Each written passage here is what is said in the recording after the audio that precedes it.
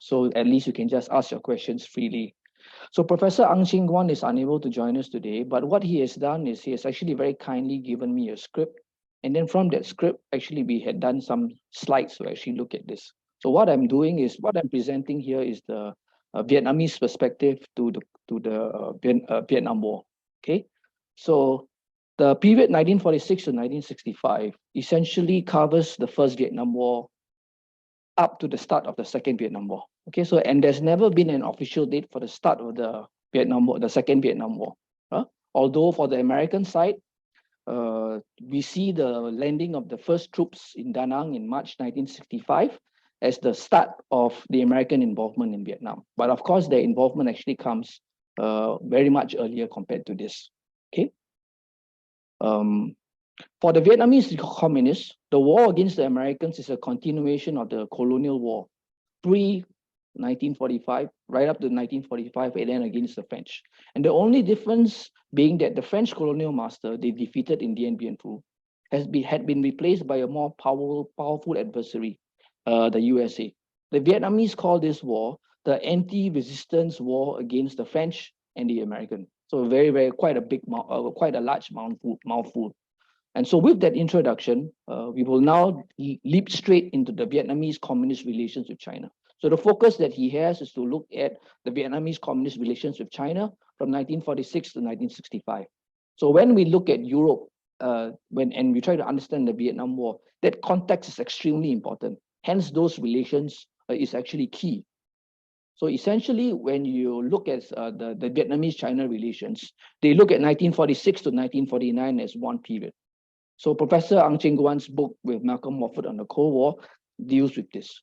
The second period is 1949 to 1954, right? His chapter with Professor Evelyn Goh from RSIS also looks at this, okay? And they identified the article on the Chinese role in Dien Bien Phu and the Vietnamese communist perspective.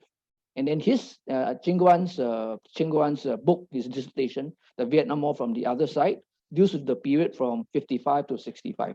Right? So you will note that Geneva is quite important because it transits the 54 and 55 period. So now let's look at the first period that we have, 46 to 49. Okay. So the Franco-Viet Minh, which was what the Vietnamese communists were calling this first Vietnam War, the Franco-Viet Minh military hostilities, essentially begins in November to December 1946 in the cities of Haiphong as well as Hanoi. So Viet Minh armed forces at that time were weak, relatively small when compared to the French. And the People's Army, when you think about the communist forces, the People's Army, in which they call the army, was only constituted in December 1944. So they've got about 1 or 2 years to form a formal army from this period. And as you know, during this time, there was an ongoing war, a civil war in China. Okay, between the Kuomintang as well as the Chinese communists. So this is quite an important period to understand. There was a small-scale cross-border cooperation between the Vietnamese and the Chinese communists since 1946. However, according to the US and British intelligence sources, an agreement on military cooperation between the Chinese communists and the Viet Minh was believed to have been reached in June 1948. Then he put there question mark, okay? Because where these sources are, we need to actually look a little bit deeper at it. So developments along the China and Indo-China border during July 1948 bear out the likelihood of closer cooperative arrangements amongst the communists, with the Viet Minh actually taking the lead. So the Viet Minh leadership's new perspective of the armed struggle is to change from a general counteroffensive against the French, with the Chinese communists increasing presence in southern China. So in other words, as the communist presence begins to increase in southern China, these are key factors in the continued development of the Sino as well as the Viet Minh military collaboration, especially along these border areas. So scholarship in the English language on Vietnam, which some of you ask, what are some of the sources during this phase, is relatively scant. So it's an area of actually deeper research compared to the historiography of the Vietnam War and Indo-China wars in the post-50 period. So this period of Vietnam's and the Vietnam War is actually under research, particularly after the US became involved. So a good book to refer to, and he talks about some of his other books. So this is the border that you see. A good book to refer to is the one that you see on the left by Laura Kalkin. Okay, so the book's goal is to actually examine the political and military relationship between the Chinese and Vietnamese communist regimes, especially in regard to the Franco-Vietnamese conflict. The cooperation and tensions which arose as the two regimes simultaneously pursued the not always complementary goals of security and revolution. Okay, as such, the book's orientation is somewhat very different from the more well-known books. So the Chinese books are the ones that you see in the middle, by Chiang Chai as well as Chen Qian. So they are based on Chinese archival and related sources, written explicitly from the Chinese perspective. Yang Hui will be quite familiar with this. And also, both books do not deal with the pre-1950 period in a substantial way as Kalkin's does. So Kalkin's book is actually a good book to actually use when it comes to sources. Okay, for the Vietnamese communist focus, you should actually read Pierre Asselin's work. So his work, The Hanoi's Road to Vietnam War, is actually quite important. But his arguments are very similar to William Duiker's work, okay, The Communist Road to Power in Vietnam. Okay, so going back to the narrative, between 1947 and 1949, the military situations in both Vietnam and China made Sino-Vietnamese communications very difficult. This is according to this man, Hoang Van Hoan, who was North Vietnam's first ambassador to China. And his accounts are corroborated by the Chinese. The ties were therefore quite limited, and there's no evidence of any substantial Chinese technical assistance during this period, the 1947 to 1949 period. Note that the Communist Party's fight in China was reached in what was described as a decisive phase in the autumn of 1948. But a communist victory in China was not yet a foregone conclusion. Fighting was still going on. And that's why I think that help was, to a certain extent, still limited.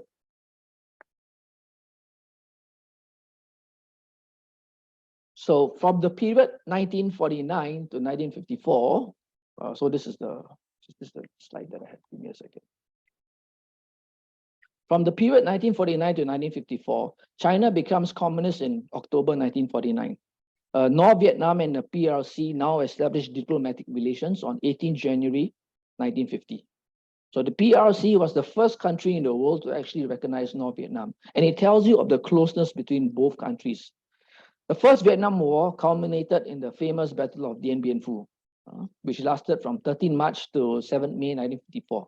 We now know that the Chinese military assistance to the Viet Minh victory was a key factor in Vietnam's communist success. And you can see here actually the kind of aid that they gave in terms of training, advices, and the equipment that they used to actually ferry ammunition and ferry tools, ferry war material right up to the battlefront. So most important event in this period is the 1954 Geneva Conference from 26 April to 20th July 1954, of which a lot has been written, especially from the Chinese perspective. For the Vietnamese perspective, Pierre Asselin's is a good source. And we will talk more about the Geneva Conference because this is quite an important factor, and we will deal with this in a masterclass that we'll have in 2nd of July. We've got to know considerably, we got to know considerably more about Vietnamese relations with China during the 1954 Geneva Conference in the late 1970s, when both countries went to war in February 1979. So when you had this Sino-Vietnamese relations and the border tensions and the brief war that was fought in February 1979, many of the sources were released during this period. Okay. And also during the period of Vietnamese invasion of Cambodia in December 1978, more material was released. So the Vietnamese accused the Chinese in the Geneva Conference of betrayal, and the Chinese call out the Vietnamese for being ingrate, for not being kind of gracious enough and not thankful enough for the help that was given. So the Vietnamese victory at Dien Bien Phu took place less than 24 hours before the scheduled opening of the Geneva Conference. So in other words, they had a leverage and supposedly should have given the communist side considerable negotiating advantage, which did not materialize. So in other words, the Vietnamese communists charged and they accused the Chinese delegation and maybe even the Soviet delegation of compromising the victories that they had won. And Laura Kalkin's work shows this. Okay. Beijing's made up for this by assisting the economic reconstruction of North Vietnam. So from 1955 onwards, Chinese aid becomes quite important in the economic reconstruction of North Vietnam. In the period 1955 to 1965, let me see if my slides show there. So this is the Geneva Conference. So this period from 1955, the decade that culminates in the American landing in Da Nang in March 1965, marks the beginning of direct US military intervention in Vietnam. Although this is disputed, because from Kennedy's years and from Eisenhower's years, you would notice that the Americans were already involved. Okay, and it frames the key decision-making events on the Vietnamese side. And some of the events are these events. So if you're looking for sources, the 15th plenary session of the Vietnamese Communist Party in January 1959 is quite important. And this were only made public in May 1959. Okay, so this is where decisions are made. The second event is the Third Party Congress, September 1960, followed by the 9th plenary session of the Vietnamese Communist Party in 1963. And all these changes all takes place amidst Ngo Dinh Diem being in power, Ngo Dinh Diem's unexpected death in November 1963.